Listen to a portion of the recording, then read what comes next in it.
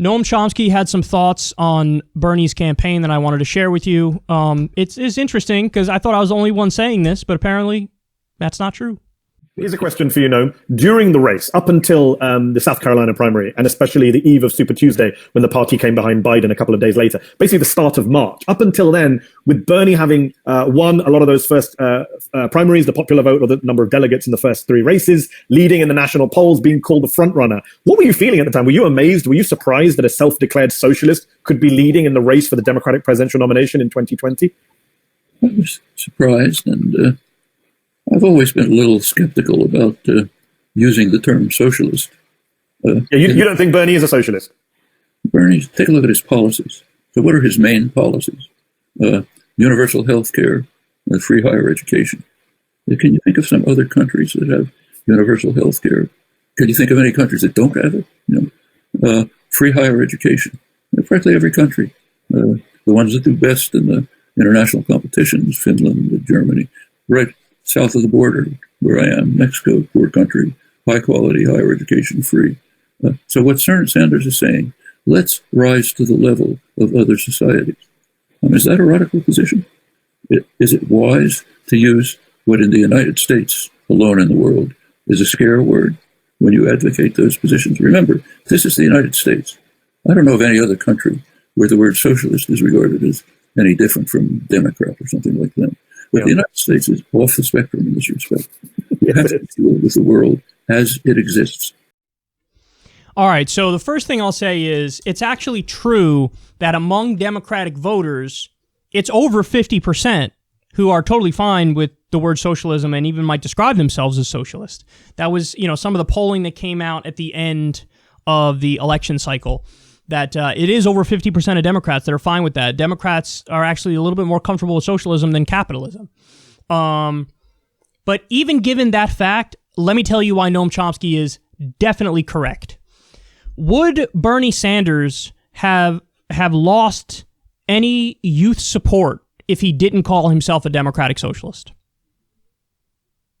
Would he have lost some youth support if he just never labeled himself as a democratic socialist and advocated for all the same things that he advocated for? And by the way, he's a social democrat. He's not a democratic socialist. And social democrat, doesn't have that same bite to it because it doesn't have the full S word in there, socialism.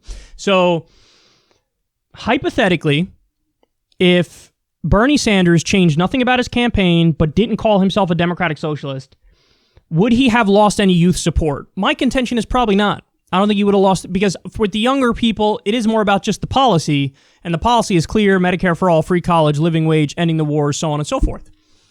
So if he wouldn't have lost any youth support by not calling himself a democratic socialist, well, guess what, guys?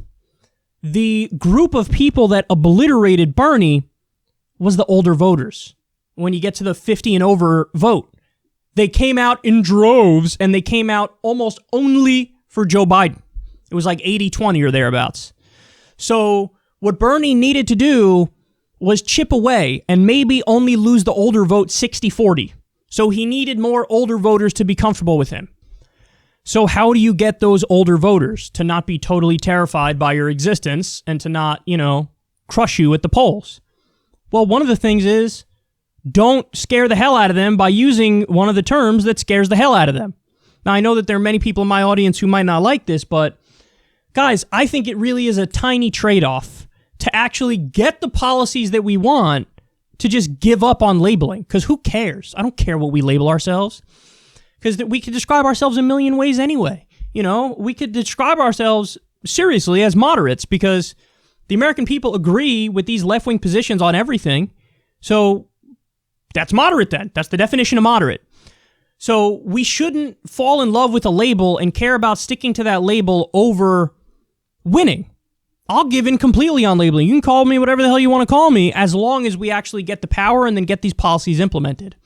So I think Noam is totally right in that Bernie, by calling himself a democratic socialist, it kind of manifested as like, to the older generation, them going, oh, so definitely not that guy, because at the very least, they think he calls himself that, that's extreme, that can't beat Trump, rule number one is we got to beat Trump. That's at the very least they're thinking that. So I agree with Noam Chomsky in that it was unnecessary. It's gratuitous. You don't have to do that. And maybe you could run the exact same campaign, but drop the radical elements around it and make it feel more comfortable to older people, and you would have gotten a lot more of the older people. And this is the other thing is Michael Tracy was getting dunked on over the weekend because he wrote an article where the title said, like, why didn't Bernie wear a flag pin?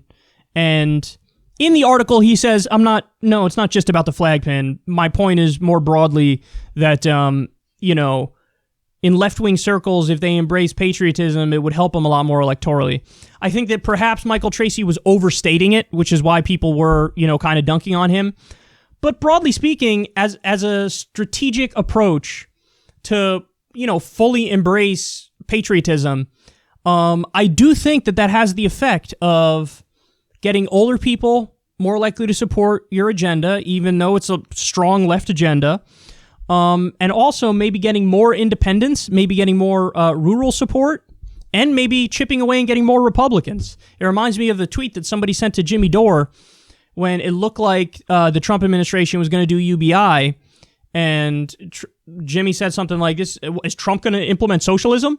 And somebody responded and was like, "Come on, man, that's not socialism. That's Americanism." And it's like, okay, well, if you're telling me that one of the ways that you gain power is simply by, embracing the goofy, silly, patriotism, iconography and whatnot, and just by waving the flag a little bit, I'll make that trade, of course.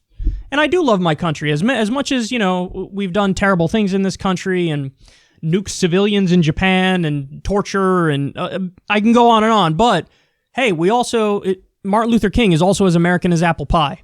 The Civil Rights Act and the Voting Rights Act is American as apple pie. The New Deal is American as apple pie. I think there is a lot of innovation, great innovation that comes out of this country.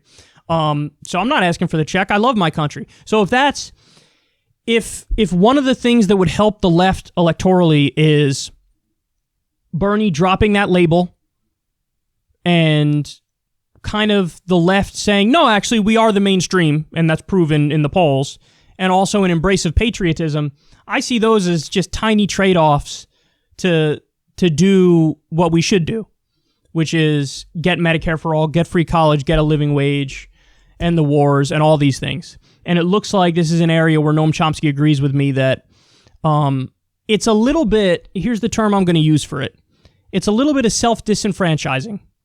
Like, I want to disenfranchise myself here by needlessly using a term that is divisive and really made Bernie less popular among the exact segment of people who he needed, who came out in droves. So, anyway, that's my take on it. It's interesting to see that Noam Chomsky agrees with me.